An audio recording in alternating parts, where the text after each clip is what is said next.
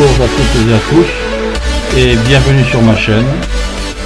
Donc là nous allons continuer bien sûr en votre compagnie la visite donc du château de Cheverny et nous allons terminer, je dirais, et commencer en même temps par la salle des armes.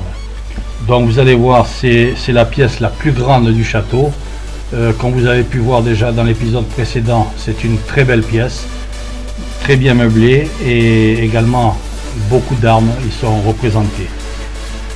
Alors la salle d'armes, donc comme je vous disais, est la plus grande pièce du château. Celle-ci est décorée, donc a été décorée par Jean Monnier. Il y est exposé donc une collection d'armes et d'armures bien sûr des 15e, 16e et 17e siècles que vous avez pu voir dans l'épisode précédent et bien sûr là ce que nous pouvons apercevoir également, dont une petite armure ayant appartenu au duc de Bordeaux et comte de Chambord, celle-ci ayant été offerte par celui-ci au marquis de Vibray. La cheminée Renaissance quant à elle est peinte, a été restaurée à la feuille d'or. On peut admirer, comme vous avez vu, une toile de Jean Monnier également au-dessus de la cheminée, supportée par deux amours, donc la mort d'Adonis. La salle est également ornée d'une tapisserie des Gobelins du XVIIe siècle, représentant quant à elle l'enlèvement de la belle Hélène par Paris.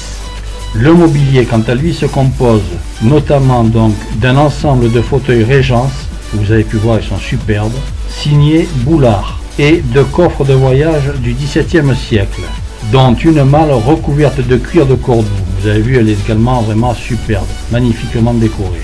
Celle-ci est frappée aux armes de France et de Navarre, et ayant également appartenu à Henri IV. Donc vous voyez, comme je vous le disais, une salle immense. Et donc là nous allons passer dans la chambre du roi. Alors la chambre du roi, c'est la pièce, je dirais, la plus richement décorée en tout cas.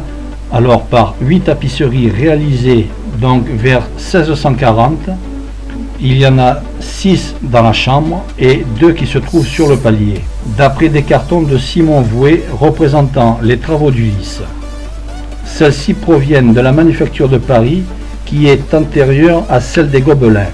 Vous vous souvenez également que nous avions des tapisseries qui venaient de la manufacture de Paris à Chenonceau et bon, cette manufacture a depuis disparu. Alors les plafonds, donc le plafond est à caisson à l'italienne et lambrissé avec des peintures à thème mythologique, donc cela représente l'histoire de Persée et d'Andromède, les 30 scènes de l'histoire de Tégène et également chariclées sur les lambris. Donc ceci a été réalisé par Jean Monnier. Comme nous avons pu le voir également, et c'est ce que nous voyons au fur et à mesure que nous voyons le film, donc la chambre est meublée donc d'un lit à baldaquin du 15e siècle de 2 mètres de long sur 1,60 m de large. Vous voyez, c'est quand même un lit assez grand. Et celui-ci est recouvert de borderies persanes du 16e siècle. Le roi Henri IV, quant à lui, y aurait dormi. Le reste du mobilier se compose d'un prie-dieu datant d'Henri III, de 2 chaises d'époque Louis XIII et également d'un ensemble de fauteuils Louis XIV qui sont eux recouverts de tapisserie d'Aubusson. Voilà en ce qui concerne en tout cas la chambre du roi. Vous voyez, c'est également une pièce superbe. Je laisse donc découvrir l'intérieur de cette pièce. Vous voyez, de très belles tapisseries, comme je vous disais, vraiment superbes. Les plafonds, vous allez voir, magnifiquement décorés. Vous voyez, c'est vraiment une grande finesse, un très beau travail. Et bien sûr, le manteau de la cheminée. On peut dire une cheminée vraiment majestueuse, superbe. Voilà. Donc nous passons dans la pièce suivante. Et là, donc nous revenons bien sûr sur l'escalier d'honneur. Alors l'escalier d'honneur, donc c'est un escalier de pierre de style classique qui s'élève sous une voûte en berceau qui date, elle, de Louis XIII et bien sûr à montée droite, donc à l'italienne.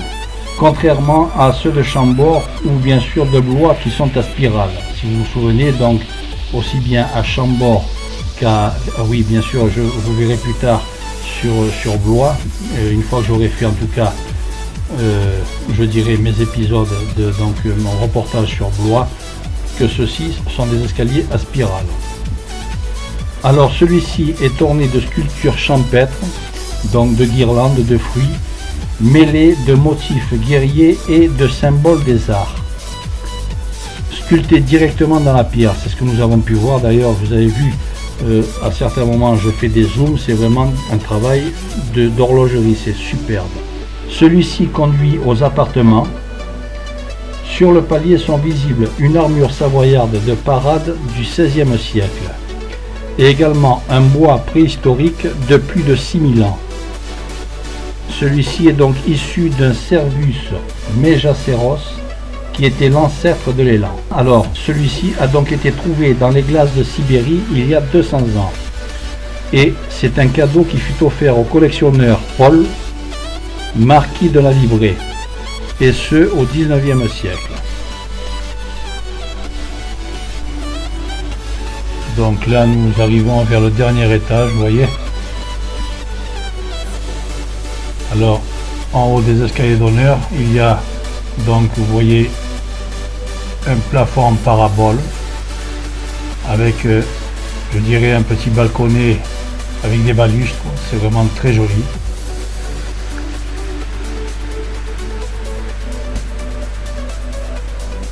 Là, on peut apercevoir un tableau du Christ, en tout cas représentant le Christ. Je vous laisse donc voir un petit peu au niveau de ce petit palier. Là, vous voyez, on peut avoir une vue sur l'extérieur. Donc, on aperçoit l'allée centrale, l'allée d'honneur, qui amène à l'entrée du château. Au loin, on peut apercevoir la ferme, je dirais. C'est là où il y a également les écuries. Et là, vous voyez le parc, c'est vraiment immense.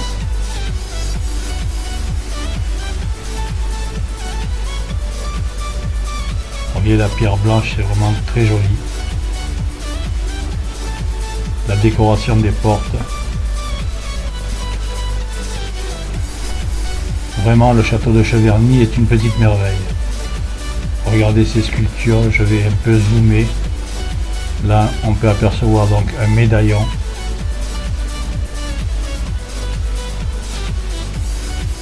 Vous voyez, c'est vraiment du très joli travail. La pierre est finement travaillée. Là, on a un joli travail.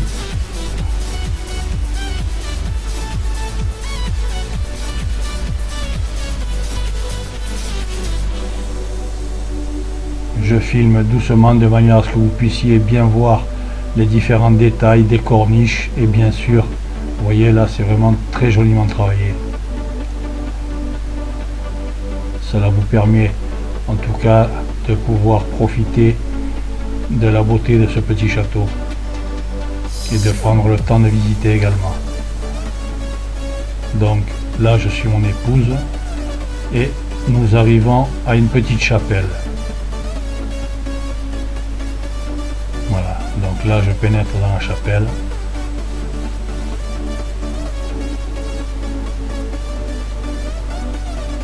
Je vous laisse découvrir en même temps que moi l'intérieur de celle-ci. Vous voyez les plafonds, vraiment les voussures. C'est vraiment, je me répète, oui, vraiment très bien travaillé. La pierre est magnifiquement travaillée. C'est du travail d'orfèvrerie. Là, on aperçoit l'autel donc de la chapelle.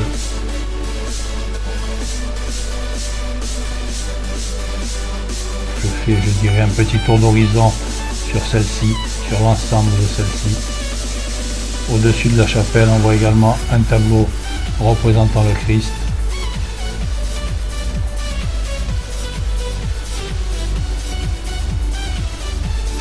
Là-haut, il y a également de beaux vitraux. La clé de voûte qui est suspendue, vous voyez, cette pierre qui sert également de clé de voûte suspendue, c'est vraiment, oh, je suis émerveillé quand je vois un tel travail. Pour l'époque, vraiment, c'est quelque chose de fabuleux.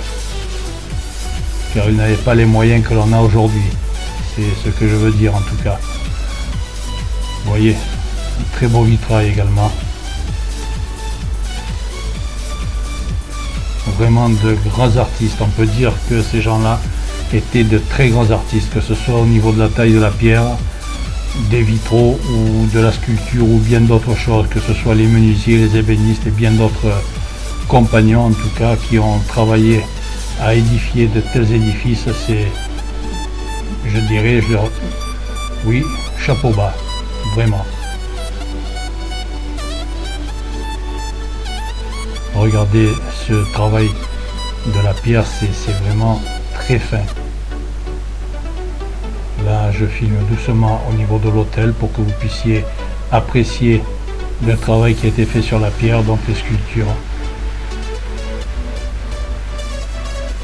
Très très joli.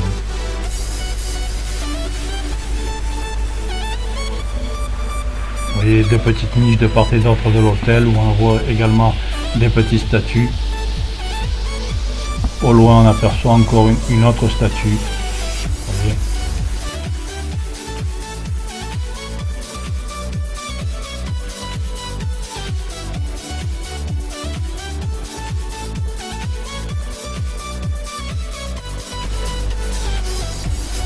Oui, c'est la Vierge et l'enfant.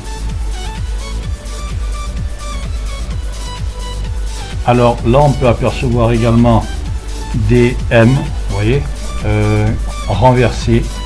Alors ça rappelle un petit peu, je dirais, la variante du monogramme de la reine Marie-Antoinette qui est similaire à celui de Chenonceau. Ce symbole MA peut être également interprété, comme je le disais, en Ave Maria, ou bien même la marque de Catherine de Médicis qui est représentée par un M redoublé et entrelacé en sens inverse. C'est un peu ce qu'on en a vu dans la chapelle, vous avez dû vous en apercevoir. Voilà, et bien chers amis, je vous dis à bientôt dans la suite donc des épisodes qui viendront. Et je vous remercie de m'avoir écouté et de votre fidélité. Merci à toutes et à tous, une bonne continuation et au revoir chers amis.